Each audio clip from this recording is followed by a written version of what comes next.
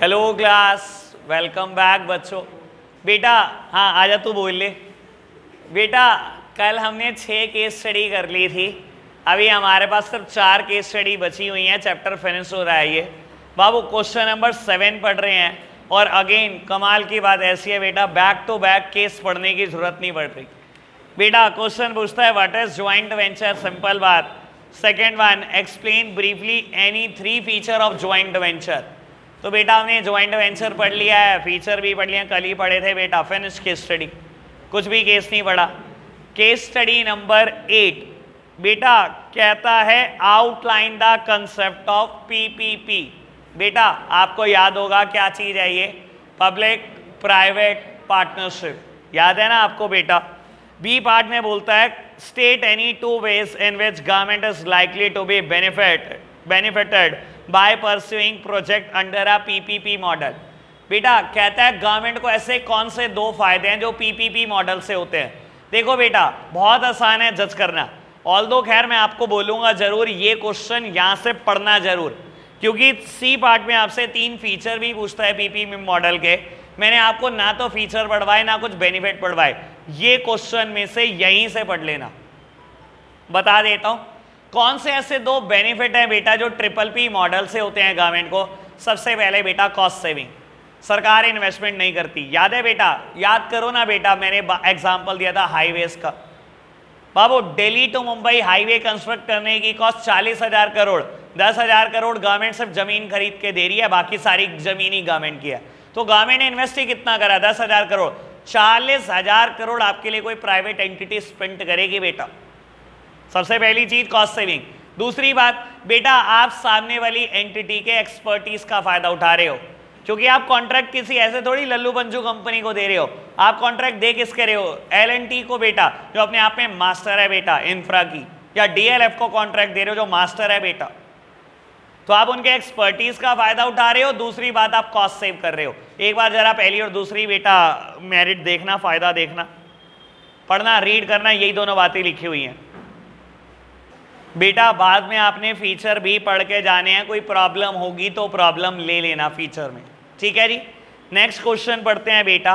पहले requirement, what form of enterprise is Nestle. Nestle कौन सी form of business enterprise है बेटा, इसके लिए मेरे को केस पहली बार अब पढ़ना पड़ेगा, ठीक है ना। ऑल लोग चलो खैर देखेंगे। और बेटा बी पार्ट में बोलता है उसके 3 फीचर्स। चलो जी बेटा ऊपर बढ़ना, कहता है Nestle SA is a Swiss transnational food and drink company headquartered in विवेबॉड Switzerland. It has been the largest food company in the world. Nestle has over 8,000 brand with a wide range of product across a number of markets, including coffee, bottled water, milkshake, other beverages, breakfast cereals, infant food, dash dash dash dash dash। ठीक है, बहुत सारी बात करी बेटा। Nestle ये पता लगा, आपको भी पहली बार शायद पता लगा होगा कि नेस्ले स्विट्जरलैंड का ब्रांड है, ठीक है ना बेटा, स्विट्जरलैंड की कंपनी है। और बेटा कहते हैं वर्ल्ड की सबसे बड़ी कंपनी है FMCG में बेटा। FMCG एक सेक्टर होता है फास्ट मूविंग कंज्यूमर गुड्स बेटा, वो कंपनियां जो कंज्यूमर गुड्स बनाती हैं और जल्दी जल्दी बेटा खत्म हो जाते हैं गुड्स, उन्हें फास्ट मूविंग कंज्यूमर गुड्स बोलते हैं बेटा। वर्ल्ड की सबसे बड़ी कंपनी है, स्विट्जरलैंड में लॉन्च हुई है, इंडिया में भी बिजनेस है, तो ये तो पता लग रहा होगा कि MNC है बेटा।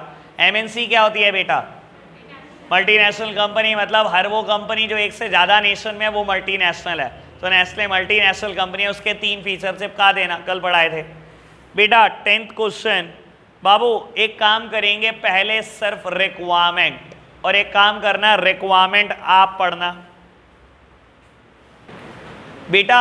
रिक्वायरमेंट आपने पढ़ी तो बेटा बोला गया है briefly explain any 2 point highlighting the role and vision for the public sector at the time of independence. बाबू मुझे क्या करना है, कहता है briefly explain any 2 point highlighting the role of and vision for the public sector. ऐसे कौन से बेटा 2 फायदे हैं जो पब्लिक सेक्टर में दिखाई देते थे eight the time of independence. बेटा मैंने 5 पढ़े हैं। डेवलपमेंट ऑफ इंफ्रास्ट्रक्चर की बात करी है मैंने बेटा, रीजनल बैलेंसेस की बात करी है, check over concentration of economic power, economies of scale की बात की है, कोई 2 चिपका देना बेटा।